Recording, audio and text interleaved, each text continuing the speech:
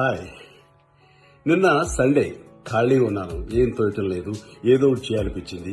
ఏం చేద్దామా అనుకుంటుండగా వంట ఎందుకు చేయకూడదు అనిపించింది. వంట అనేసరికి నాకు ఒక్కసారి చిన్నప్పటి రుచులు గుర్తుకొచ్చాయి. అమ్మ చిన్న చిన్న చేపలతోటి చింతకాయలు తుక్కుతోటి దగ్గరగా దాన్ని ఫ్రై చేసి అమ్మ చేసి పెట్టేది, చాలా రుచిగా ఉండేది. అలాగే అమ్మ మాకు ఇంత చేసి పెట్టేది కదా, సరదాగా అమ్మకి ఈ కూర నేను చేసి పెడితే ఎలా ఉంటుంది అనిపించింది. అది తిడుతుందో బ్రహ్మాండం ఉందని అంటుందో. ఫస్ట్ ఆఫ్ ఆల్ చింతకాయలు కావాలి, కానీ చింతకాయలకి ఇది అన్సీజన్. అయితే మేమేం చేసామంటే సీజన్లో ఉన్నప్పుడు ఆ చింతకాయల్ని తీసుకుని దాన్ని ఫ్రీజర్లో పెట్టాము. కాబట్టి సంవత్సరం పొడుగుతా ఎప్పుడు కావాల్సి వచ్చినా సరే ఇంట్లో వాడుతూ ఉంటారు. కాబట్టి ఆ చింతకాయలు కొంచెం తెప్పించారు. ఇదిగో దీన్ని మనం కొంచెం రోట్లో వేసి దంచి ఇలా గుజ్జును తీసి పక్కన పెట్టుకోవాలి. సో ఈ సైజు కట్టె పరిగెలు అంటే చిన్న చేపలు, కొంచెం కారం, కొంచెం పసుపు, ఉప్పు కూడా చెప్పాలా, ఉప్పు లేకుండా తినగలవా, కొంచెం జీలకర్ర, దాదాపు 12 చేపలకి ఒక పెద్ద ఉల్లిపాయ అలాగే ఒక పచ్చిమిరపకాయ సరిపోతుంది.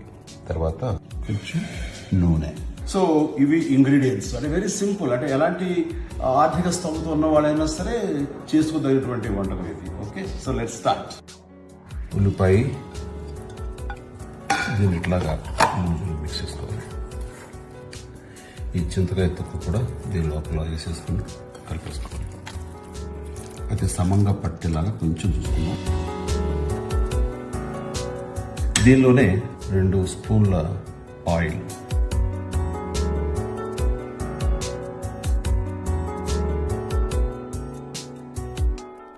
ఆ తర్వాత కొంచెం ఉప్పు ఇప్పుడే చల్లిద్దాం.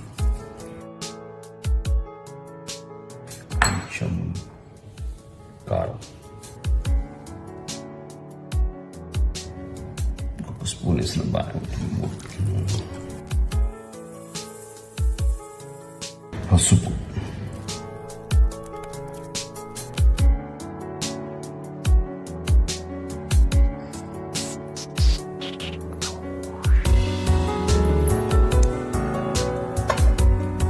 ఇవి అడుగంటి పోకుండా కొంచెం నూనె కలల్చగలుగుతాం.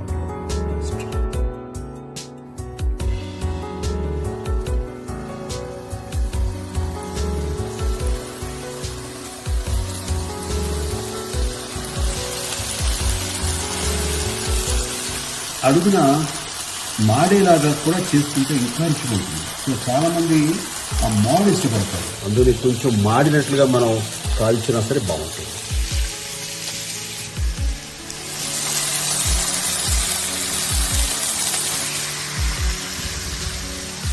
ఒక్కసారి తిరిగేసిన తర్వాత ఇంకా అంతే, మళ్ళీ దీన్ని ఇంకా తిరిగేపోతుంది.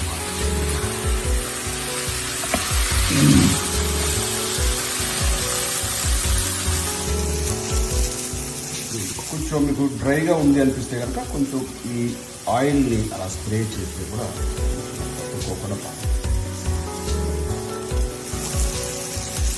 జీలకర్ర వేసుకుంటారు, కొంచెం పంటి కింద పడితే బాగుంటుందని బయట చదువుతారు. కానీ ఎందుకు అమ్మకి జీలకర్ర ఇస్తున్నాం కాబట్టి, ఇది అమ్మ కోసం ఉంటున్నాం కాబట్టి ఇది క్యాన్సర్.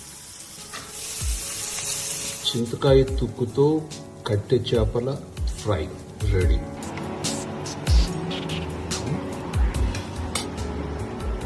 టెన్షన్గా ఉంది, ఏమంటుంది?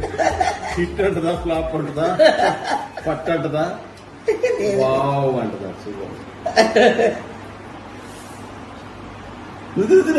లేదు ఫస్ట్ నేను చెప్పరాదు.